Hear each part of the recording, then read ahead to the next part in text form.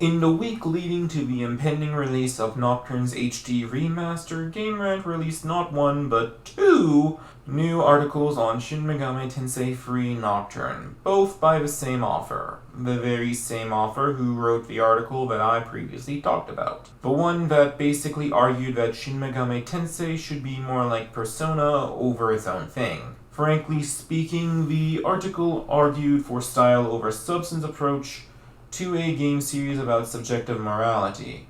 SMT titles feature you as the protagonist thrust into a situation that require difficult decisions and choices in order to survive until tomorrow, and provoke interesting and nuanced discussions from what the game asks of the player. The writer of this article seems to have missed that interpretation and instead narrowed down on the improvements/mechanics of Persona 5 specifically, and gave the impression of ignorance in what each game was by presenting questionable, if not baffling, points on the argument that left a poor impression of their grasp on what SMT is as a series. Unlike that previous article where I read the article first and then summarized my opinion, this time I will be retorting or consenting to the points in real time, pausing in order to read them and then giving my opinions on whether or not I feel they are valid or at least worth considering.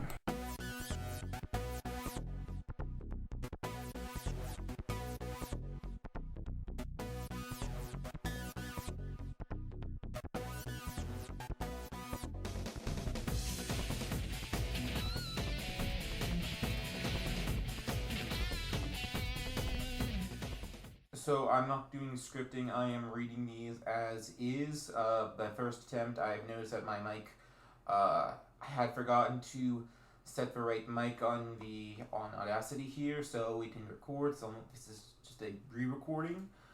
Uh, so the first point here is that he wanted a guiding path. I should say, because I don't know them, so they would probably be better.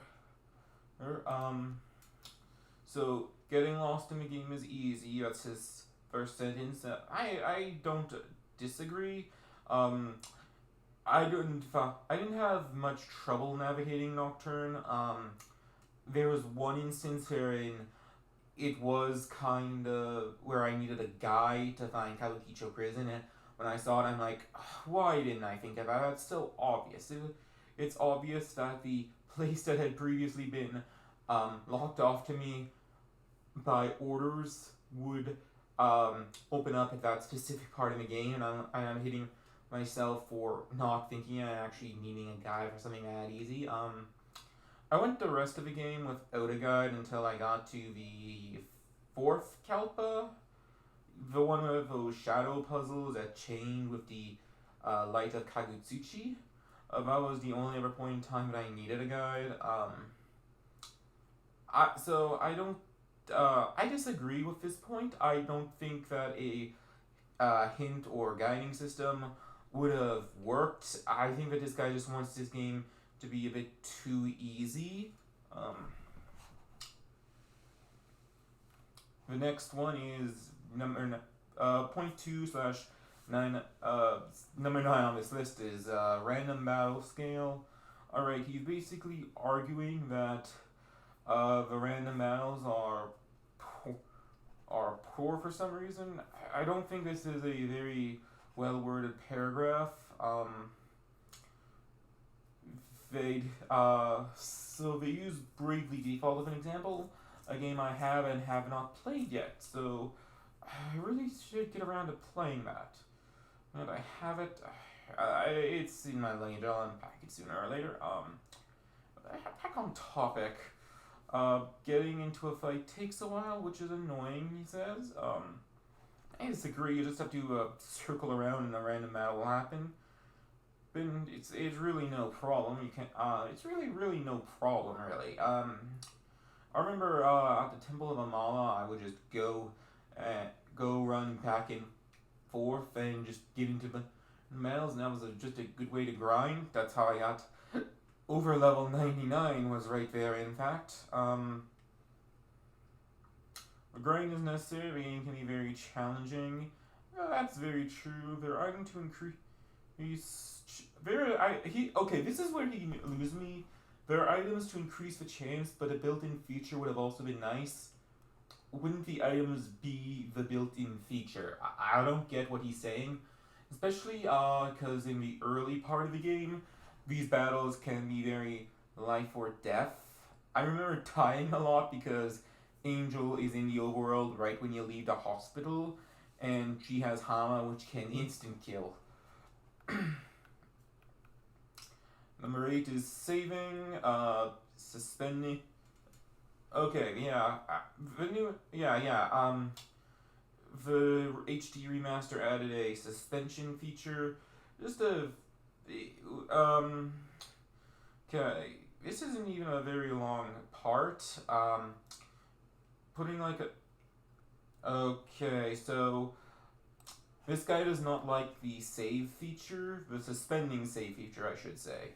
Basically, in Nocturne, you can only save at terminals, but in this remaster, a suspending feature was added, one where you can kind of have a quick save. It's kind of like a quick save in visual novels, and he's comparing it to putting a band-aid for a finger cut on a broken bone. Those are the exact words. I really don't get it. But okay, I think that he's actually asking for Nocturne to be an easier game, and they've added merciful difficulty. I really don't understand what the problem is, but it's basically just for if you have have an issue that you have to leave and have to turn it off or something. You don't have to go all the way to a terminal if you're far. You can just do a quick save and it will disappear immediately. So it doesn't really interfere with the game. I don't get why he has a problem with it. And number 7, Magatama skills. Okay, so this one, I don't think that he necessarily doesn't have a point. You only have 8 skill slots, so there is not as much rewarding in experimenting. I don't think that's too terrible a criticism. I'll give him that. I know in Digital Devil Saga, you actually could experiment and create a very free-form skill slot system for your party members. It does feel like it evolved a bit from this. I think that's a fair criticism, but I still wouldn't really want to change too much because, and I do remember because this did cause me to lose a few skills that would have come in very handy later, like focus. Tip, if you're going with a physical build, keep focus because it doubles your next physical attack, and this game has the early issue with a lot of Megaton games wherein physical builds are stronger than magic builds for some reason. They really still haven't fixed that because 4 had a problem with the magic build being a bit overpowered comparatively. The next point is add a mini-map. Okay, I get this one too. He says a mini-map would have helped for navigation. That's a fair point. It's common nowadays. Not a big deal, not a game changer, and the map, they say the map is great. I agree. The map is great. And number 5 is run speed. So he says that Fidelity moves a bit too slow. I think I see it because this game is still 30 frames per second. I get that can feel kind of slow, and now I actually didn't have the systems that Nocturne was originally released on when I first played it, so I did emulate it, and the emulation has this speed up feature which I did use a lot, so I think this is a fair point. I think that they could have had a speed up feature to make it less tedious. Oh, fast forward button. I scroll down slightly and that's literally the next point. The fast forward button. So the next one is terminals. There are two terminals in the game, master terminals and small terminals, or S terminals. You can save at each, but only the master ones will let you teleport to other terminals, while small ones will only travel to the master terminals. He says that they look exactly like. Uh, no, I recall the S terminals being much smaller. This is a master terminal featured here in that picture, but I do recall them being smaller. Okay, this goes back to his problems with the save features, I think. Yeah, there's only one master terminal in a given area of the game. That's not true. Ooh, there are multiple master terminals in some areas. The Tower of Kagutsuchi is one. Well, that might be it. I just get distinction that there is more than one, and in some areas, but for some reason I can't remember any off the top of my head. I still stand by this though. It is not a. I don't think this is a valid point. He argues that this game should be easier. It was designed to be like a fight for survival in a turn-based setting. You are literally forced to learn a lot of the ins and outs. I was stuck at Matador just grinding up because I didn't know I had to use buffs, debuffs, or stack my Magatama until level 30, I think. Until I just tried that and it worked. Actually, I might have still brute forced my way through him and not figured that out until after, but the point still stands. The game is much more fun when you take it as a challenge. And I think this guy is asking for too many sacrifices on difficulty for just a smoother experience, and merciful difficulty and the quick save feature are more than sufficient in my opinion.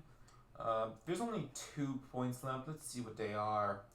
Signal entrances. Alright, I know what they're going for here. He's saying that entrances can be a bit obtuse. I do agree some of the entrances are hidden. I remember in this area here, I'm pretty sure it's Shinjuku, there's a hidden entrance that you have to do to battle Mara and get one of the Magatama.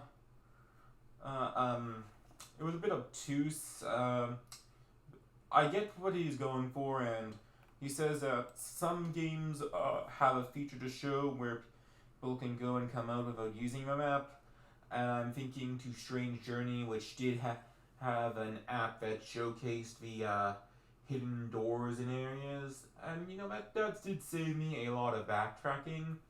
I don't think that it's a problem in this game though, because you just have to look for places and you'll find hidden entrances. It's not that difficult to do, and I don't really think that it is that big of a deal. Really. And number one, you'd think that it's the most important one he'd have, but it's a costume change. Okay then, okay, he does admit that even if someone likes the look of the protagonist, the ability to customize the Demi-Fiend's design would be welcome. I agree that a lot of people would appreciate it. I'm not specifically caring because, honestly, I usually do like to customize them. I'm not sure why I'm so apathetic to this. I think that his point is, he describes him as running around half naked in capris sporting Tron tattoos. I do remember where this design came from. They were inspired by the Red Hot Chili Peppers, and this inspired the designers to think of a protagonist who was running around the desert in the nude. Yeah. He argues that he looks goofy. That might be because of the horn that sticks out of his neck, I think. Is that it, with all those tattoos? Goofy is not the word I would use to describe him. I wouldn't exactly call him gnarly, but or edgy. I have a hard time trying to describe words of this design myself, but it is memorable. And that's literally the last point here, and it's not even that important a point.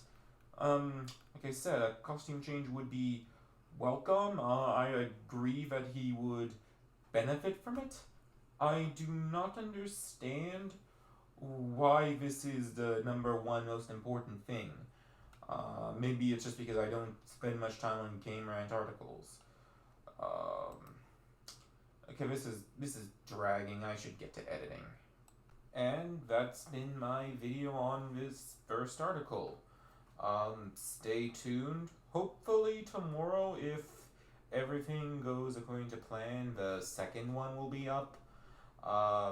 Don't hold me to it. I am in the middle of moving and I have been having a lot of problems on my end, so it might be delayed, but I'm still aiming for tomorrow. These two are easy to edit because now that I've recorded my voice, I just have to record the screen scrolling down them at the pages as I am talking.